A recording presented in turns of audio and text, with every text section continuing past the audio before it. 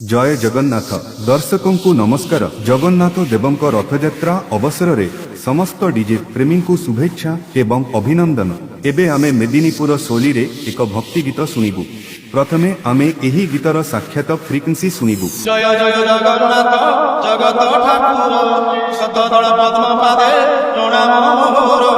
जय जय जगन्नाथ जगत ठाकुर शतदल पद्म पादे प्रणाम मोर। बंधुगण एथर आमे एही गीतर संगीत फ्रिक्वेंसी एवं उच्च frequency एकाठी सुनिबा।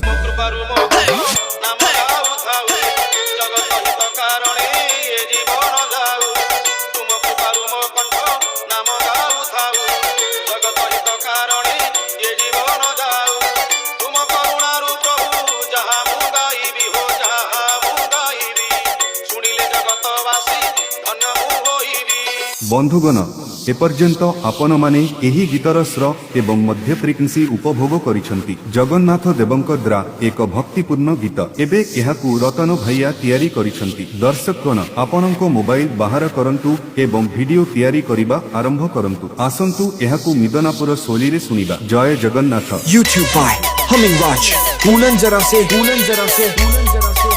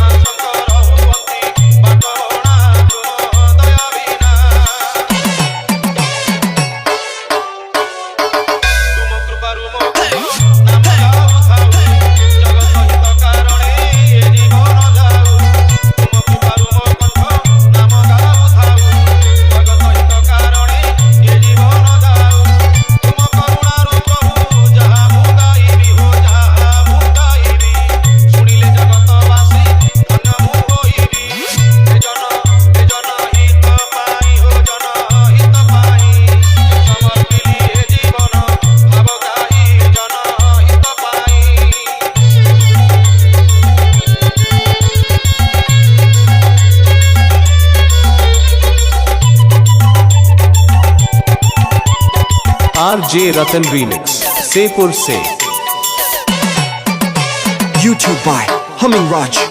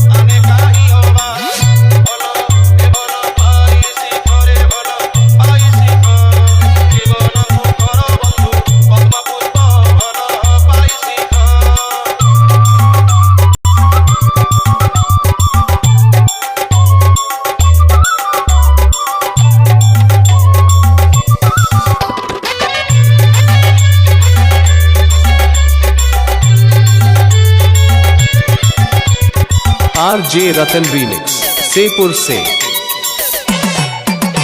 YouTube by Humming Raj।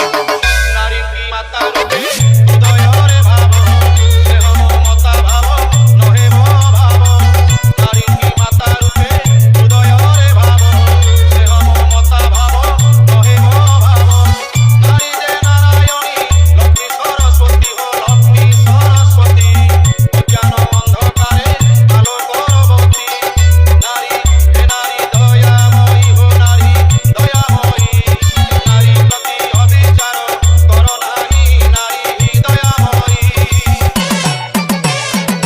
by Humming Raj.